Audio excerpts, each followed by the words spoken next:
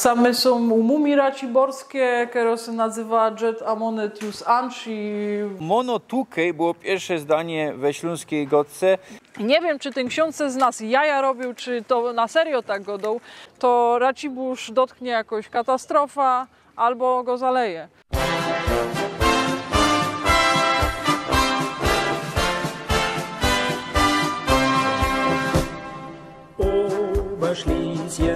Witajcie ze Raciborza. Mamy Majbaum i napoczynamy na ringu serio o Raciborzu. Niedawno byliśmy we Bytomiu. Wielgo serio. Ta serio nie będzie aż tak wielgo, no ale myślę, co z uwizu będzie zacno. Abonujcie kanał, subskrybuj, knefel, dzwoneczek. Co tydzień w piątek o 6 wieczór nowe tajliki. Jadymy. Racibórz. Jedni go dają po śląsku też Ratibor, po niemiecku Ratibor, we Schlesisch Rattebor, po czesku Ratiborz. Pierwsze wzmianki o ogrodzie to rok 1108.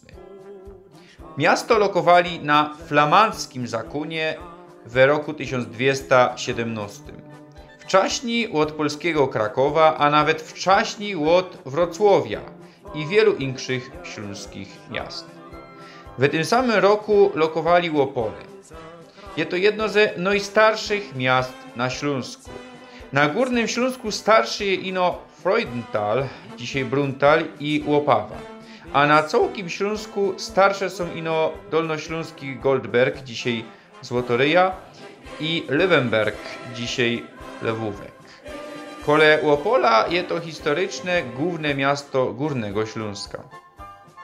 W całym mieście we dzisiejszych administracyjnych granicach, to jest uzamen ze Stadtteilami, w roku 2023 kwaterowało 49 650 personów.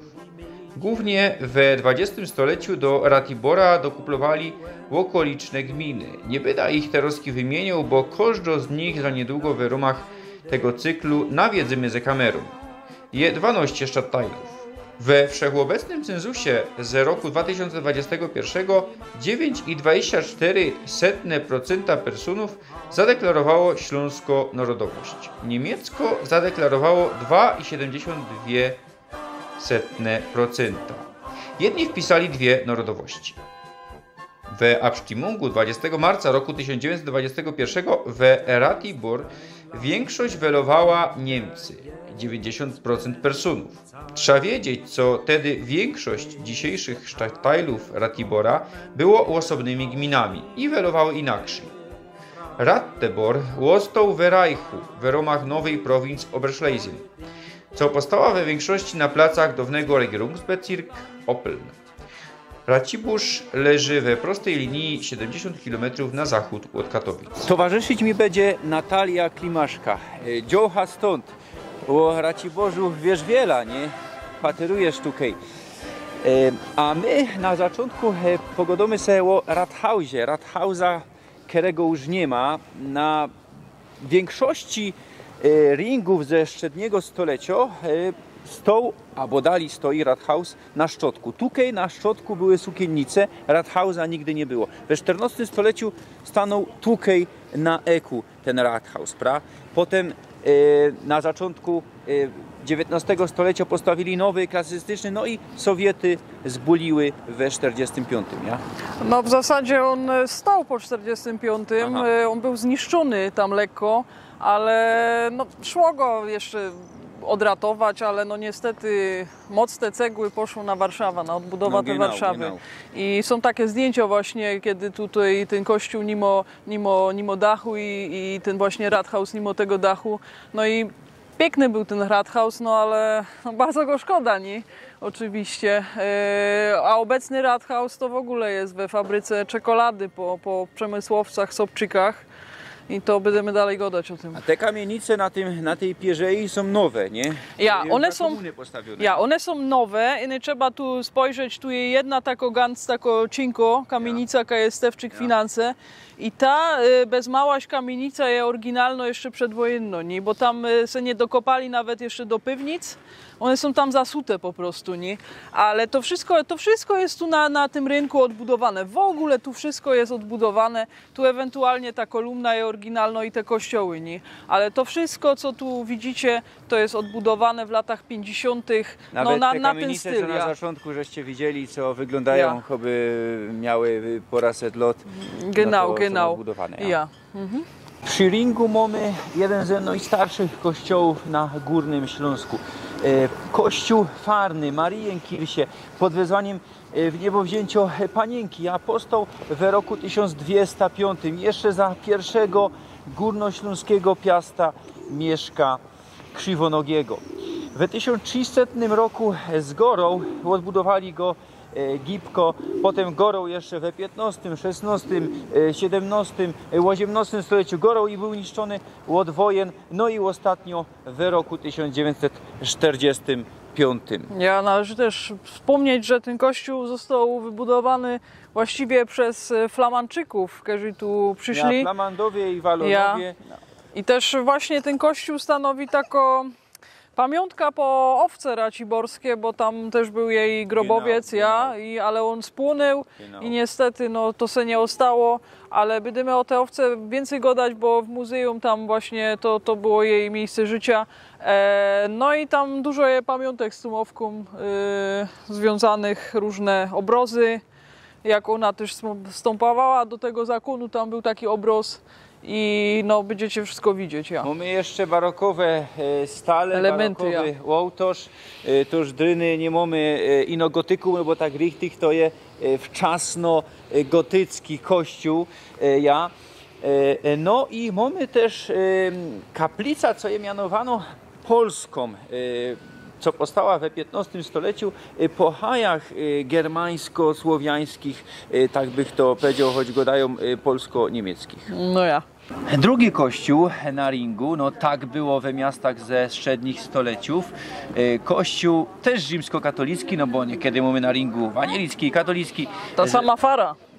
Genau, to dzisiaj przynależy do farnego kościoła z roku 1258, troszkę młodszy kościół pod wezwaniem świętego Jakoba. Bryła romańsko, ale elementy gotyckie, widzicie, rozeta. To wszystko w czasie się zmieniało, nie? No i mamy też barokowe elementa. Dokładnie. Wieżyczka na wierchu. No i był to kościół dominikański. Pierwej. I co ciekawe, tam jest bardzo ciekawa jedna rzecz w tym kościele. Tam znajduje się grobowiec Gaszynów. Był taki Melchior von Gaszyn, który pochodził właśnie, to matka była z Oberstdorfu, ojciec z Gaszyn. I on był tym założycielem tej Góry Świętej Anny. On wybudował ten kościół, wybudował tam ten zakon i sprowadził też ta figurka tej Świętej Anny, samo trzeciej na ta Góra Świętej Anny. Na Annaberg. Genau, ja se tak starą, a po śląsku po naszemu przecież go dumy, No i tam jest taki właśnie grobowiec tego Melchiora von Gaszyn. Był on bezdzietny, bez co se tak trochę zajmował tymi rzeczami, żeby w tej historii też nie przepaść, nie? Jak nie miał swoich genów dalej przekazanych, to nie chciał w tej historii niejako nie przepaść, Czy to co ta bryła dzisiejsza jest głównie ze XV stulecia, a słuchajcie, ja dzisiaj tu z Weroniką, co jest za kamerą i z Brunem, co na mnie dziwo, byliśmy na mszy, na niemieckiej mszy, ale kazanie już było po polsku, ogłoszenia były po polsku, a kiedyś było na opak. Przed 45 rokiem, ktoś by powiedział, były tu polskie msze, że przed 45 rokiem, przed 70 rokiem, przed 1970, przed reformą nie było mszów w gotkach rozmaitych nacyjów i no po łacinie. Toż to jest trochę nadużycie. Łacińsko mszo ze polskim kozaniem, ze polskimi pieśniami i tak było tu, no bo wtedy to był ta gotka mniejszościowa, chociaż tak richtig to go dali tutaj po śląsku, nie? No ja, no. No ale podciągli to pod polski de facto. No. Genau. Toż tak to było i tak to funguje. O 9:30 co niedziela mamy tutaj niemieckie msze, no i też mamy o 11:00 akurat polskie msze, no roz miesiącu też trydenckie msze są, czyli po łacinie, tak jak było przed 1970. Tutaj mamy kościół, były dominikański kościół, o czym go dali, a tutaj kaj dzisiaj jest torgowy plac, był klasztor od dominikanów w latach 1258 1810. Gorął we XVI stuleciu odbudowany, no ale zniszczyli go genau w 1810 po tym roku, bo wtedy była sekularyzacja. Prusy sekularyzowały wszystkie klasztory, zakony, no bo to było luterski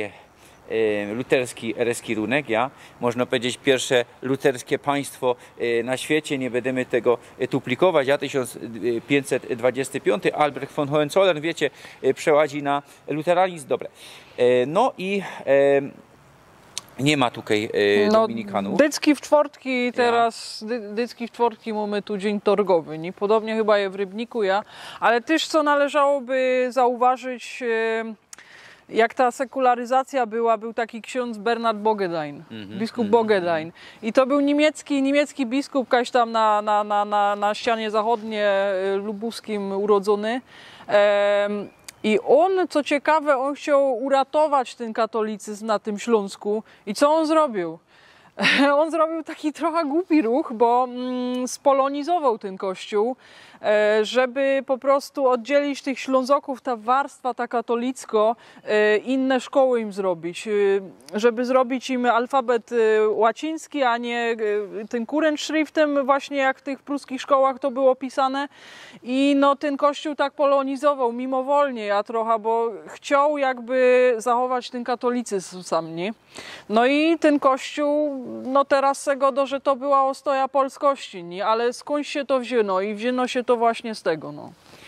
Słuchajcie, tu jeszcze jest takie coś zjadownego, co mono tukej było pierwsze zdanie we śląskiej gotce, co miał powiedzieć w bitwie pod Legnicą Henryk Pobożny, gorze szum nam stało. No, my dzisiaj możemy powiedzieć po śląsku godosie inaczej, no ale tu już nie będziemy władzić w to, jak to było łoziem ze lot do zadku, bo wtedy była polsko-gotka, śląsko, nie wiem, czesko, to wszystko było tak podobne, co jak ktoś godał taki to wszystko było zusammen zrozumiałe. Nie było ani Niemców de facto tak jak istnieją dzisiaj, nie było Polski de facto jak istnieje dzisiaj. To nie były państwa takie jak dzisiaj. W XIX stuleciu genau Polski nie było, bo było tak mianowane dzielnicowe rozbicie. No i każda dzielnica ryskowała się sama, no ale to już wiemy, nie? A o gotka, jeśli się rozchodzi, no to by musieli jakiś wykład, kiedy ta polsko-gotka tak richtig zaistniała, kiedy śląsko-gotka zaistniała, kiedy śląsko-gotka, no, można powiedzieć, co to wszystko prasłowiańsko z jakimiś odmianami. No ale należy też zauważyć, bo ten Bogedein po tej polonizacji tych szkół, to można by tak trochę na wyrost wyciągnąć taki wniosek, że wszystko to, co on robił właśnie po tej sekularyzacji, bo on był 1810 akurat urodzony, ale on tam ratował jeszcze trochę, on tam po ten 59 umrzył we Pszczynie, nagle se przewrócił i tam ten jego grab. Można by powiedzieć na wyrost, że to był jeden z takich powodów, dla których się działy sam powstania, nie? Dla których się te bracia między braćmi prali. No to mamy sam też właśnie symbol raciborski, kolumna maryjna, przez takiego rzeźbiarza Johann Österreicher zrobiono w 1725 na zamówienie kolejnego z Gaszynów, młodszego od Melchiora. Ten Gaszyn chciał to wystawić na prośbę swojej matki z domu właśnie Lobkowic i powstała taka kolumna maryjna. I z nią się wiąże bardzo ciekawa taka legenda, że jak ją se przesunie, jakieś prace se będzie tam wokoło niej robiło, to Racibórz dotknie jakoś katastrofa albo go zaleje. No i robili w 97, coś tam odsłonili, trochę te kostki, robili jakieś remonty. No i akurat tak się zdarzyło, że 97 to była wielkopowódź i Racibórz się zalało. No. Tu mamy okrom Maryję, jeszcze trzech świętych, świętego Sebastiana, to no, mój patron można powiedzieć, i no, jako też patron od morowego luftu, między innymi, bo ta kolona powstała jako no, morowo kolona po skończeniu epidemii z roku 1715 i we wielu miastach w dawnej habsburskiej monarchii takie coś mamy, jak pojadziemy do Czeskiej Republiki, te morowe kolony są piękne, barokowe. No i kogo jeszcze mamy? Świętego Marcelego mamy, patrona Raciborza. Godają, co to jest święty Marceli papież, papież. Godają też, że święty Marcel biskup i są spory niby. A Marceli godosie, że to jest papież. Genau, to mamy od zadku. Floriana też mamy, i mamy od Florian, ognia właśnie. Genau, o to się rozchodzi. Bo się polyło. Godają, że od kolumny aż do zamku prowadzi jakaś podziemny tunelni. Tak godają, ale nikt go nigdy nie odkrył. To mamy sam mural, artystyczna wizja w zasadzie, bo nie wiadomo jak ta synagoga, która już dzisiaj nie istnieje, żydowsko, wyglądała w środku. Autorem tego muralu jest niejaki Ryszard Pałrowski, Raciborzanin z pochodzenia. I on sobie tak to wyobraził. Tam jest taki wycinek, jak ta synagoga wyglądała na zewnątrz, A to była czwarta synagoga w Raciborzu ponoć, bo pierwsza ponoć była tam, kaj dzisiaj na katolicki kościół świętego Mikołaja. Druga była na Sukienniczej do 1510.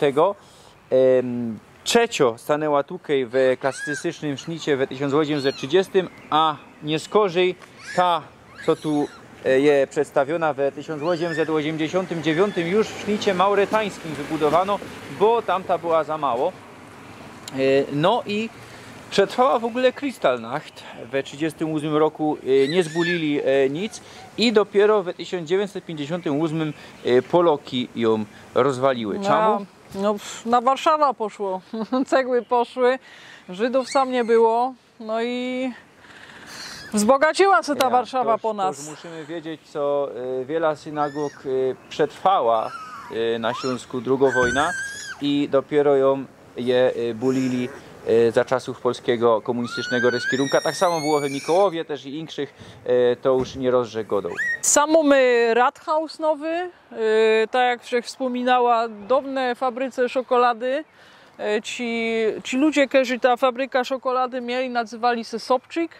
No i okazały budynek, to była największa w zasadzie fabryka czekolady na Śląsku i ta czekolada, te ich wyroby, Roka na przykład, to było bardzo znane w całych Prusach ówczesnych, nie?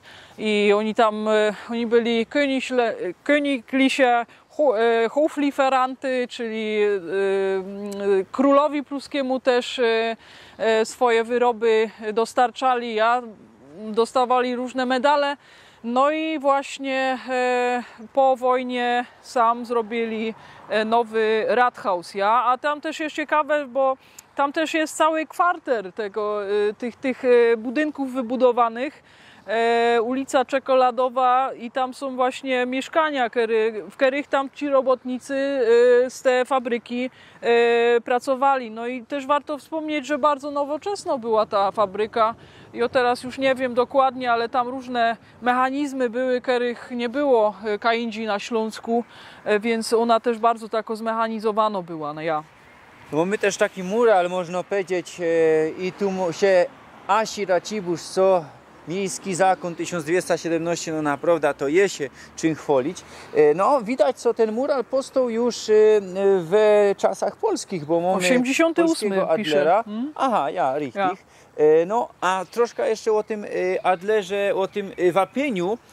raciborskim, co żeście widzieli w Kludzeniu, on nie biało-czerwony. Ktoś może powiedzieć, a to je od polskich piastów. Nie, to genau je od Przemyślidów i mamy pora takich miast jeszcze Łopawa, co biało-czerwone, no bo większość górnośląskich miast we Wapieniu ma farby górnośląskie, złoto-modre, no ale Racibórz jest jednym z tych wyjątków, ja, co są biało-czerwone i no pamiętajcie, to je od Przemyślidów, co też tutaj reskirowali bez jakiś czas, no ale to więcej mono będziemy gadać przy ząbku, to za tydzień będziemy. Za nami galeryjo, no a też zborowy plac. Czemu zborowy? No bo był tu pierwszy zbór. Ewangelicki kościół w Raciborzu stanął we 60 latach XVI stulecia. Stał krótko, bo do 1578 roku z gorą był drzewiany, a kaj był potem ewangelicki kościół, o tym będziemy gadać kejnedy. A teraz skupiamy się na... Właśnie, na pomniku Eichendorfa, Denkmalu. Co ciekawe, cokel jest oryginalny, a sama figura Eichendorfa no, jest nachgemacht. Ja, genau, bo to w 1909 powstało, no ale przychodzi rok 1945 zawierucha, genau, i ginie to w niewyjaśnionych okolicznościach i na nowo stawiają to we roku 1994. Co ciekawe, właśnie taki rzeźbiarz Bildhauer ze Krzanowic, czyli tu z okolic, Georg Latun właśnie, on to wyrzeźbił. Ja. Ten cokel kaś tam był zakopany i oni go odkryli. I co ciekawe, ta galeria młyńsko, taką legenda się z nią wiąże, nie wiem, z nowszych czasów, jak chodziła do gimnazjum, mieliśmy taką katecheza ze księdzem ze Fary. Nie wiem, czy ten ksiądz z nas jaja robił, czy to na serio tak godał, że jak ta galeria młyńsko powstała, to jakieś takie objawy były, że tu są duchy i chodziły różne panie sprzątające i panie pracujące tam do tego księdza podobno i nie wiem, czy ten ksiądz z nas jaja wtedy robił. I co ciekawe, jeszcze do tego Eichendorfa należałoby powiedzieć, zauważcie, że on ma Bleistift, ten ołówek jest z drzewa. Ja na to nigdy nie dał drzewiany. pozór, co żech tu był. Ja też nigdy na to nie dawałam pozór. I dopiero jakżech słyszała, że przed wojną była taka tradycja, że studenci różni kradli ten ołówek. No ale dzisiaj on jest tak przytwierdzony, że raczej go nikt tam nie wyszarpie. No. Chcecie jeszcze troszkę o Eichendorfie, bo we polskich szkołach tego nie uczą, a to jest... No było gimnazjum też imienia Eichendorfa, ale no po reformie gimnazja znikły. Ja. A, no to widzisz. No ale trzeba wspomnieć, co to jest największy śląski poeta. Romantyczny, ja. Genau. No i narodził się w roku 1788 we Łubowicach koło Raciborza, a umrzył w 1857 ja w Nysie. we Nysie. Genau. No a jak związany jest ze Raciborzem? No tak mało jest tego Eichendorfa w przestrzeni publicznej Raciborza obecnie i na co ja bardzo narzekam. Ja też miała taki plan, żeby jakiś film o tym może Eichendorfie zrobić, ale tutaj władze są jakieś bardzo niechętne temu, no niestety. Ale bywał tu Eichendorf. Bywał bardzo dużo, ja. O to mi się chodziło, że rozchodziło, jak jest związany. No ale z oca, co je Denkmal od Eichendorfa, jeszcze drugi we większej Stadtteili, ja, to nie będziemy teraz gadać. Ja, na Brzesiu jest jeszcze taki kamień. Tam on chodził do lasa. No. Toż wiesz, fajnie co to je. Mamy jeszcze większą persona, co je bardziej związano z Raciborzem, co będziemy jeszcze gadać kejnedy. Karl Ulicka, co nie ma w ogóle Denkmala. No planujemy... A on jest bardziej związany niźli Eichendorf, genau z tym miastem, a nie planujemy, żeby był i się staramy o to, ale będziemy widzieć, co z tego wyjdzie. Słyszał już od dłuższego czasu, no ale nie teraz o ulicy, bo ulicę będziemy jeszcze gadać, jest to tak zacna persona, co naprawdę, no dobre, idziemy dalej. Ja. Warto się jeszcze wspomnieć, co na tym placu między innymi był kiedyś cmentarz, a do roku 1945 lantak. Tak. No to mamy sam nowy Bahnhof raciborski, niedawno wybudowany i co ciekawe należy tutaj zauważyć... Ten ze 2024 niedawno Bardzo niedawno, wyremontowany. no całkiem nowy w zasadzie, no ale warto tu wspomnieć przy okazji, że ten pierwszy pociąg, pierwszy cuk do Raciborza wjechał w 1846 od strony Opola i to też ta linia kolejowa powstała dzięki zaangażowaniu różnych działaczy, posłów, między innymi też książę Lichnowski i poprowadzili też ta linia po tym dalej, tam Hradec nad Morawici, tam jest koniec tej linii i potem oni już potem koniami jechali dalej do tego Zumku. Nie? A No. czytał, że chcą Bahnhof genau powstał rok nie skorzy we 47, no a Sowiety go spoliły, zniszczyły we 45, no i taki tymczasowy powstał nie skorzy Bahnhof, a potem wybudowali w 1979, no i ten stał do 2022, no i go kipli, no i budowali na Ganz nowo. nowiutki był, nie, ale bo po tym 97 go zalała powódź, nie? I był taki obskurny, nie? Nawet tam se kręcili jakiś, Roysta tam chyba nawet kręcili jakieś tam ujęcia z tego serialu i to jeszcze takie klimatyczne było PRL-owskie. No jeszcze mamy tam w maszynach Halinka. Ja. No i Godosz, Samie co poczta, ja. ja. Jeszcze wspomnieć o poczcie. Poczta sandycki już była, nie? Tam też jest na tej poczcie tablica takiego kompozytora, który pochodził z Raciborza żydowskiego pochodzenia.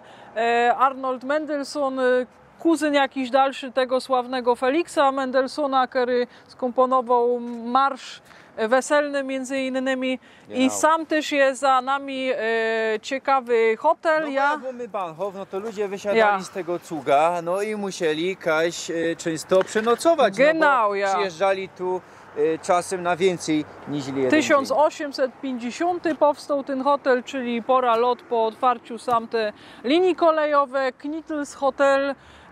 No dzisiaj to jest hotel Polonia, dalej tam działo hotel, ja. I tu wszystko ciekawe, przy tym Bahnhofie sam było tyle tych różnych firm. No niestety one wszystkie niedawno pobuleli, cukrownia my mieli ganz wielko, większą niż polskie Celekwie, ale wiadomo, monopoliści różni wykopili i zbulili po prostu. Wódki raciborskie, gorzelnia tam była w tym miejscu, więc ten teren jeszcze tam jest teraz obecnie no, niezagospodarowany, bo no niestety wszystko jest pobulone. Ja. Sam mamy winiarnia Przyszkowskiego z XIX wieku. Ona działała w zasadzie też za komuny też jeszcze, no ale widać jaki to jest teraz stan. Miało to być jakoś sądowniczo budowla, kupiło to Ministerstwo Sprawiedliwości, miało to remontować, ale no widać, że się to sypie jak pierun. Kiedyś niedawno, pora lat temu, sam była taka jedna impreza z cyklu Drop Beats Not Bombs. Może ktoś się orientuje, to są takie elektroniczna muzyka i właśnie, że tam też była w tych piwnicach, to jeszcze były te wielkie kadzie i to jeszcze te oryginalne wyposażenie tam było, ale no co tam jest dzisiaj? Ja wiem, że tam w tym innym hofie, czyli z drugiej strony, se ściana zawaliła, więc nie wiem ile to jeszcze potrwa, bo to jak widać dogorywo niestety. Za mną nieskoro klasyczny sąd z roku 1826. Niedawno był restaurowany. Sam mamy też nowszy budynek sądu z XIX wieku. Do niedawna to służył Poprawczakowi i właśnie na tych salach z stukateriami obłożonymi, tam była też sala gimnastyczna do tych wychowanków tego Poprawczaka. No i obecnie jest to pięknie odremontowane za sprawą pewnego polityka z Raciborza i też właśnie odkryli na tych salach sądowych, to pewnie wam pokaże też Sebastian, takie pruskie adlery czarne. Jest to tam oryginalnie odtworzone według tego, jak to tam było właśnie kiedyś. Samą takiego małego szkraba od Sebastiana i Weroniki, genau, ale tu mamy w tle najstarszy zachowany szpital raciborski. Nie? I dzisiaj tam jest jakiś ekodom, jakieś części takie różne sprzedają. Miejskie mury, obronne mury i to, co z nich zostało.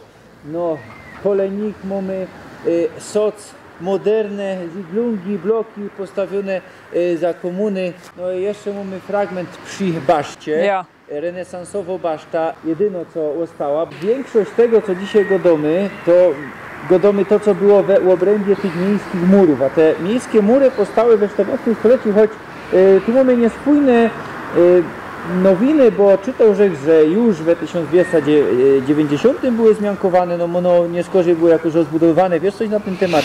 No, raczej tak nie za bardzo, też tak ciężko jest określić dzisiaj, jakie to było. To są stare czasy. No i stały one do zaczątku XIX stulecia, no tak jak we prawie wszystkich miastach wtedy bulili, no bo wszystko się rozrastało, no i to ino zawodzało, a już tak nie broniło jak kiedyś, no bo metody walki się pomieniły. Większy fragment obronnych murów został się jeszcze tutaj. Obejrzyjcie, jak to wygląda. No i były 3 tory do miasta. Od północy była Łodzańsko brama, od południa no i nowo, no i od zachodu była Wielgo brama, Wielgi tor, Gross tor, resztę macie, możemy dodać ja. My są teraz przed Muzeum Miejskim, to jest akurat, co widzicie, ta wieża to jest kościół dominikański. No, pierwszy był to dominikański kościół pod wezwaniem Świętego Ducha. Dominikanki skrócili tutaj w roku 1306, a kościół napoczęli budować w roku 1317, konsekrowali w roku 1335, zanim był klasztor. I no, nie skorzej sekularyzacją. 1810 to, co my już go dali. No i przychodzi rok 1813 i mamy tutaj Wanielicki kościół, wtedy też bulą klasztor. Kościół przebudowują, co by sztimował do Wanielickiego ducha. No widzimy, jest to gotycki sznit.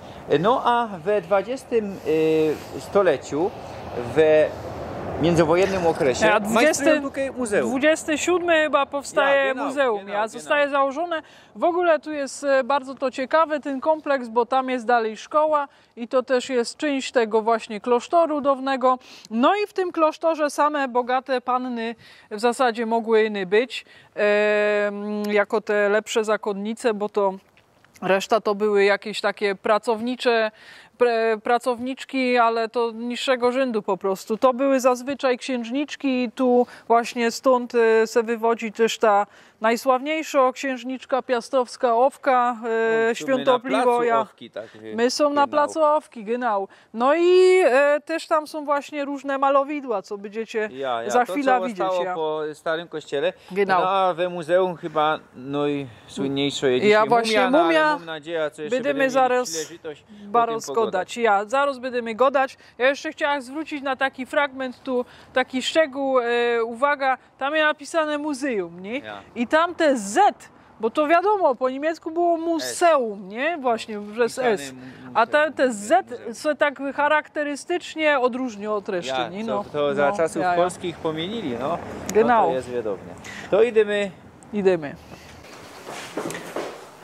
Same są u mumii raciborskie, które się nazywa Jet Amonetius Anch i bez małaś umrzyła, jak była w połogu, miała 20 pora lat i też niedawno otworzyli jej wizerunek i historia tej mumii jest niesamowicie ciekawa, bo nie wiadomo, czy to jest półlegenda, czy to jest prawda w zasadzie.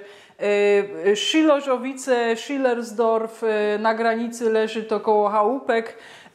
Tam jest pałac barona Anselma von Rothschilda, właśnie z tych Rothschildów, o których myślicie. I on bez małaś, no to był XIX wiek, sprowadził właśnie mumia na te tereny, do zamku właśnie w Schillerzowicach. Wtedy takie orientalne rzeczy były bardzo modne w XIX wieku i podobno miał to być taki geschenk do jego narzeczonej, żeby narzeczona się zgodziła zostać jego żoną, ale bez małaś jej się nie spodobał ten prezent geschenk. No i ta mumia była jakoś tam pora razy prezentowano Też no, były takie pokazy, odwijali te bandaże, jak to kiedyś się państwo różni bawili w to. No ale po jakimś czasie ona się chyba znudziła i właśnie trafiła sam najpierw do tego, te szkoły właśnie, Królewskie Gimnazjum Ewangelickie się tym zajmowało, a obecnie jest ona sam w Muzeum Raciborskim i też jest, co ciekawe, robiono badania genetyczne i podobno ta mumia jest spokrewniona z którymiś mumiami, co się znajdują w Luwrze. I sam mamy też jeszcze te freski odkryte z tego kościoła Świętego Ducha Dominikanek i tam w dole jest też odkryty grób rycerza z przełamanym mieczem. No i sam mamy jeszcze sala właśnie z tego kościoła, bo są freski właśnie przedstawiające owka, która była bardzo istotna w historii tego zakonu. I sam mamy ciekawy też piec kaflowy i mamy też na przykład te obrazy pochodzą ze pałacu w Krowiarkach. No i są my tutaj na Placu Wolności, sam mamy taki głaz narzutowy 42,5 tuny, odkryty w 27 roku w kopalni piasku w Wojnowicach, tu niedaleko pod Raciborzem i dopiero 7 lat później podjęto sobie jego transportu do Raciborza.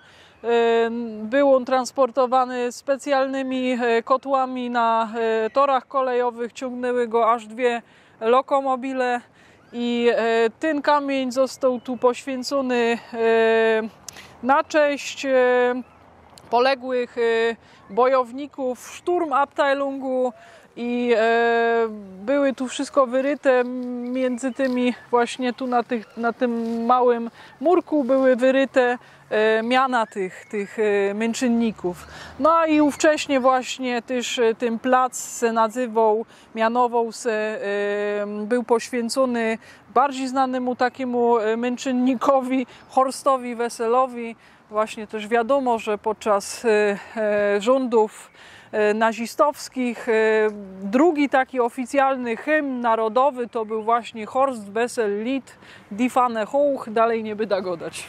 Z pięknym landschaftem na były kościół, dzisiaj muzeum, na było szkoła, ja, bo dali to jest szkoła. Królewskie Gimnazjum Ewangelickie dawniej tako bardzo powiedzmy ekskluzywna szkoła, a dzisiaj to jest właśnie ekonomik, technikum ekonomiczne tam jest.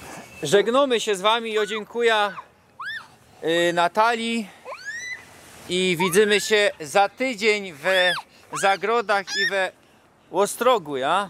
Chyba ja na Ostrogu i Nowe Zagrody myślę. Myślę, co też będziesz, żeś powiedziała, a my musimy już dać pozór, bo Bruno Cito, to już dziękuję, abonirujcie kanał i Facebook, Instagram, widzimy się, bo moc filmów, zusammen ze shortami, ze wszystkimi, to ponad 200 filmów, oglądajcie, naprawdę, proszę was.